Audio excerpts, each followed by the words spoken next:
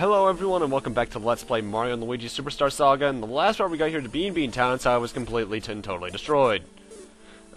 First off, here's the shop. There's not much we can get here now, but later on this will become much more useful.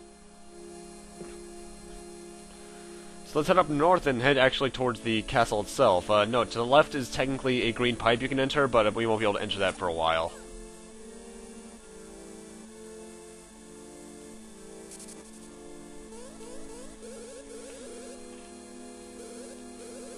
And these guys we want to get into the castle, but these guys won't let us in because they don't know our motives, which makes sense. And oh, poor Luigi. It's pretty much they want us to prove that we're Mario and such. It's standard. Though these guys are also absolute idiots.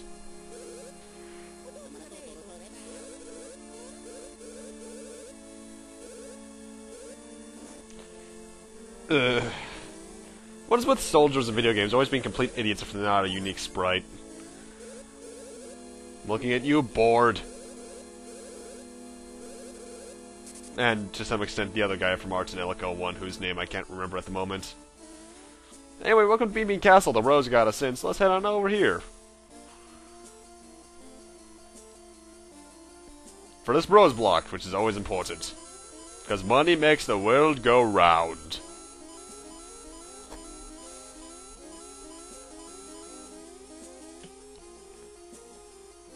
Oh, hello, sir. Well, Master Mario and Master Luigi.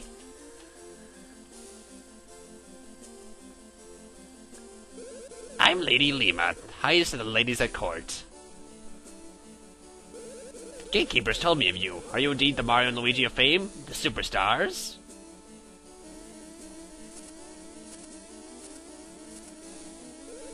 Yes, I can't deny that touch jumping is the hallmark of the Mario and Luigi of legend. Pardon me? What are you trying to tell me? Oh, do speak up. Oh, such ruckus! Speak in softer voices. Now hear me, as you saw, the town is in ruins, and the castle is under strict guard. At a time like this, I cannot allow a suspicious pair such as you to meet the Queen. As the Queen's longest-serving lady at court, I must act in the interest of her royal safety.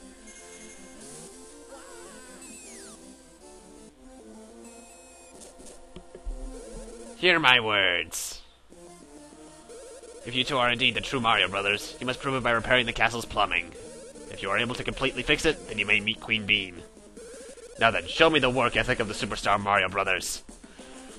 So, yeah, for the first time since the original arcade game back in the 80s, it's time for Mario and Luigi to do plumbing again. First I've got a new enemy. Here's Superfly. Pretty much they're the flies from the Stardust Plains, except they are a bit harder time hitting, and they obviously have more power and HP behind their name. It's also at this point I'm using Bounce Bros a bit so I can get the advance going for that. They're nothing big, though. The other, first off, the big gimmick of this area is you have to obviously plug the stoppers into the pipes. And the other new enemy here is a Mario staple, the Spiny. Obviously, they're spiked enemies, so use your hammer against them. In terms of attacks, they actually have two. They can either go right in front of you and try to roll, and more like spin into you, which you can just hit them with their hammer right off, which is this one. And then they have their other one, which is this one, which is a bit harder to time. In fact, I've always had trouble doing so. They also have pretty high defenses for this point in the game, so that'll take a while. And it's this point, I'm glad that I'm thankful I added out all repeat battles and enemies, because otherwise this video would be like twice the length, because these battles can take some time. I just realized my TV's kind of loud.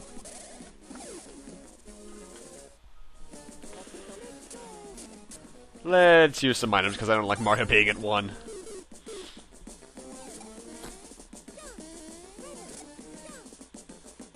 So yeah, we need to make sure that all these pipes are plugged. And at the end of that battle, Mario got level 9!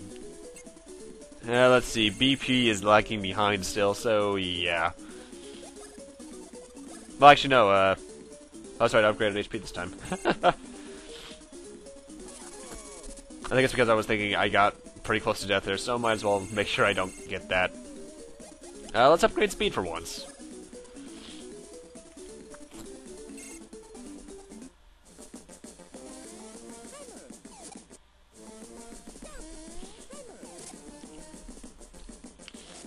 And with all the stoppers plugged in, that opens the door somehow. I don't get how that works.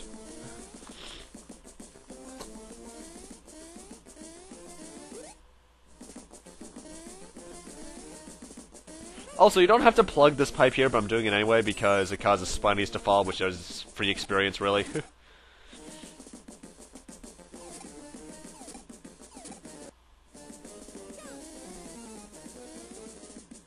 Now, the thing is, you're actually supposed to spin jump into that little red valve up there in order to make these stoppers pop up so you can put them back in and activate the water, obviously.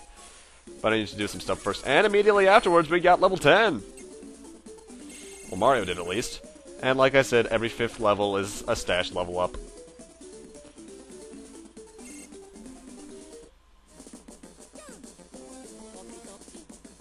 So now let's spin into this and plug these new stoppers.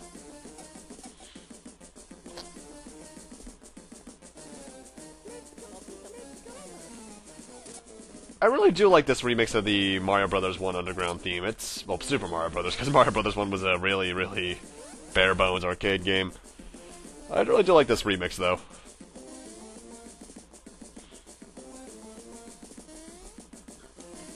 Got some mushrooms and syrups up here, along with Free Spiny and Luigi's level 10.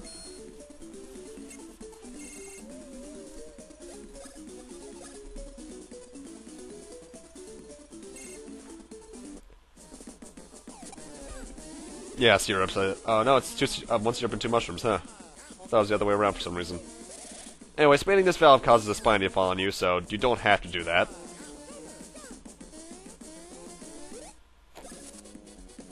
And in this battle, upon using Bounce Bros again, it gets its advance. I'll show that off later in the part.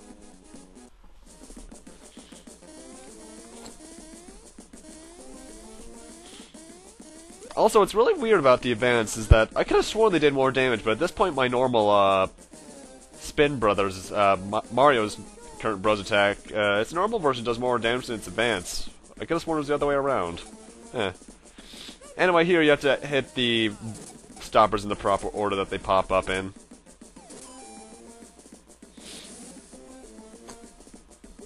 Rather basic. I jump up here. For, I think, 2 mushrooms? Yep. And then spin jump into this valve to make some stoppers 2 rooms back pop up so we can continue onwards.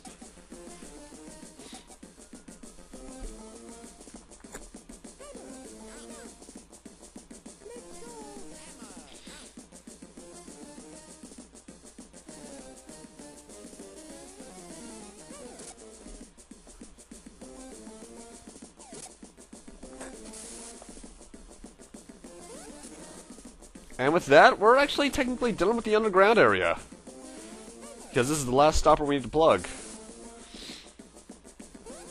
This one opens up 2 doors! And how did you get back there? Oh, thank the stars, you've saved me, you heroic souls. Could you be the Mario Brothers from the Mushroom Kingdom? What are you the Mario Brothers doing in a place like this? What? You claim that I dropped the pair of you down here? And that I told you to fix the plumbing? Most perplexing. Why, we were attacked by Cackletta and her fiends and have been stuck here ever since. That's foreboding. What the heck is that thing? Foolish Mario Brothers, you've been completely and pathetically fallen into my trap. Repairing the plumbing is the key to disabling the Beanstar security system. There's a flaw in that. There was a severe flaw in that kind of system. Cackletta, it is the hurrying time. We must take that Beanstar and fastly run away from this place.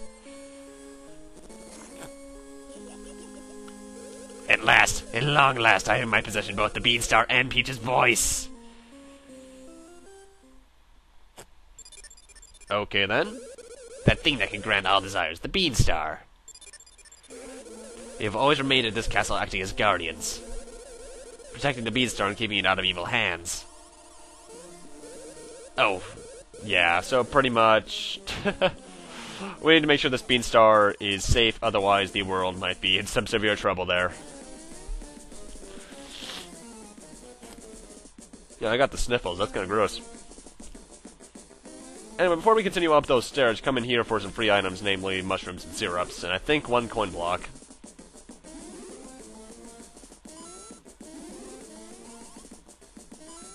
Ah, only 2 coins.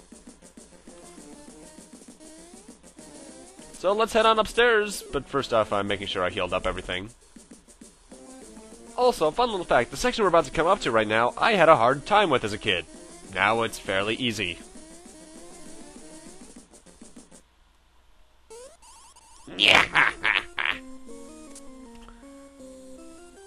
The Beanstar and Princess Peach's voice are already mine.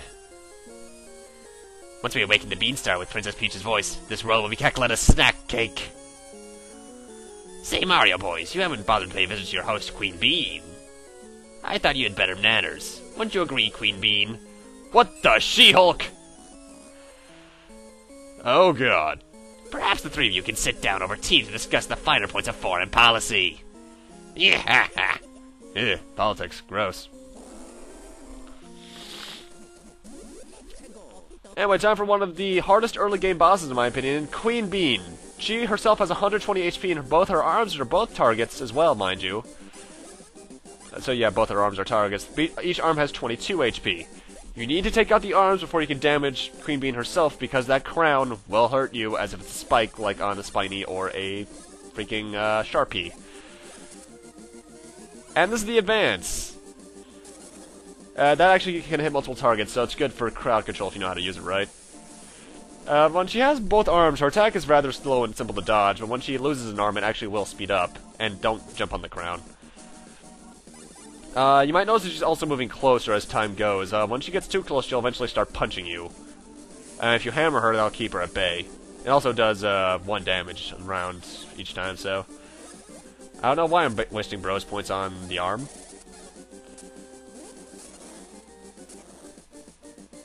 That's kind of funny looking, honestly. And when, like I said, when she has 1 arm, it does speed up, so watch out for that.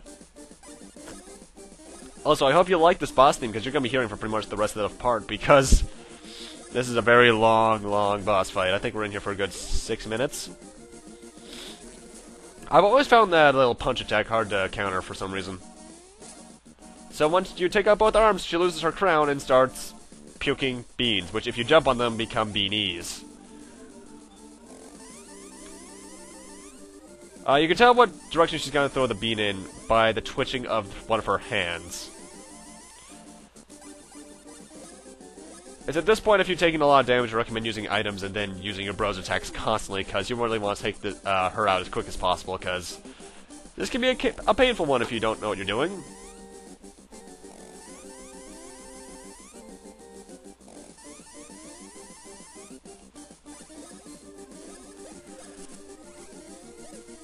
I hate it when I mess up on such a good bros attack, too.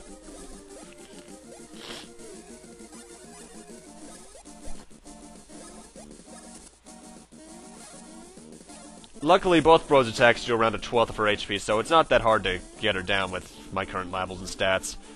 Then again, when I was a kid, I was still like level 5 at this point, because I was in that habit of, as a child, just running away from any random battles.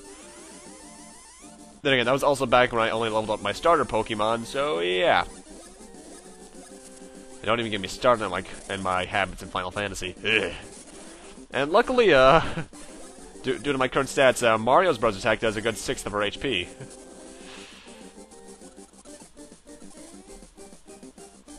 After enough turns, she will regain her big arms and will do a pound attack, immediately killing any beanies that are on screen.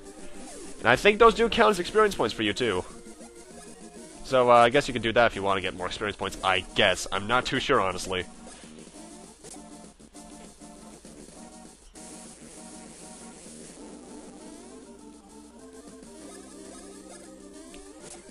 You know, I just realized the sound font of the boss theme kind of reminds me of Mother 3. Huh. That's kind of weird, actually. I can't unhear that. Then again, Mother 3 came out, I think around a year later? I'm not too sure, though, because I still have yet to beat Mother 3, even though I've had the translation patch for a while.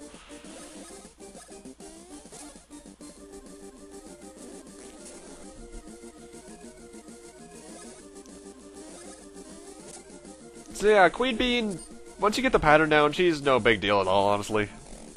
She could just be a bit of a time consumer.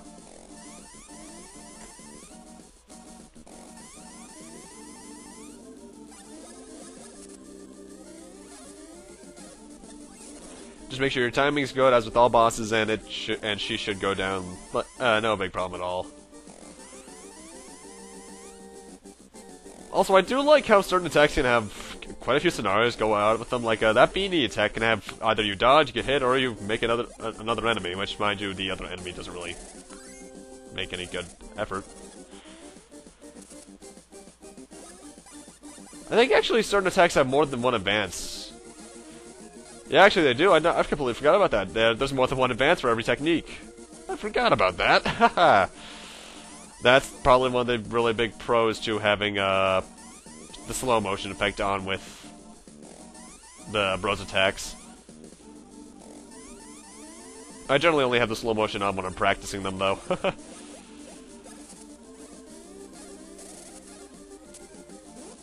And I think with that, Queen Bean herself is down, but if there's beanies on screen, you have to take care of them as well, because enemies.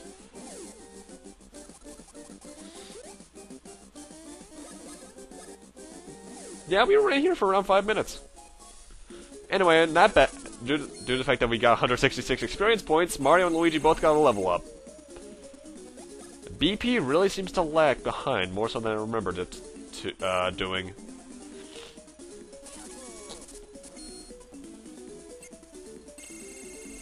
Then again, bros attacks are kind of powerful.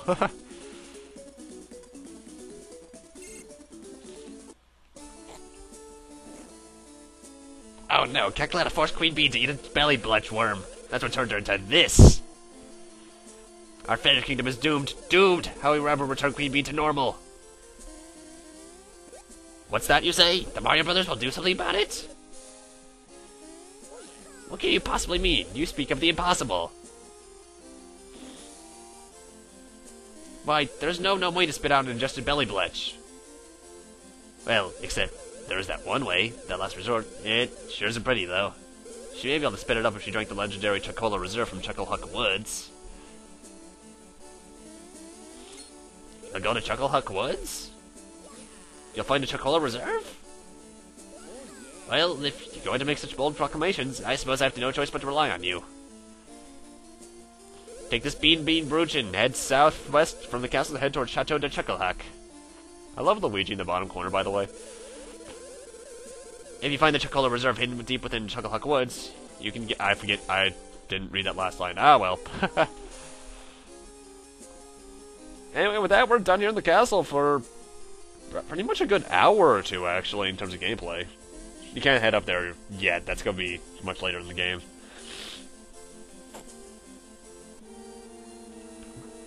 But before I end this off, random person number 73. And she gives us a bean badge. Badges are essentially your accessories of the game. There's 2 equipment slots for every character, clothing and badge. Later games would have 3. Badges obviously boost your basic stats, and it's rather useful, actually. Because this one raises my BP up to 31 and my power as well, so that's pretty useful. Luigi will get a badge later on, because we only have the one. And that cutscene, that tutorial, while it just seemed like an equipment tutorial, it does actually equip it for you, so we don't actually have to equip it ourselves.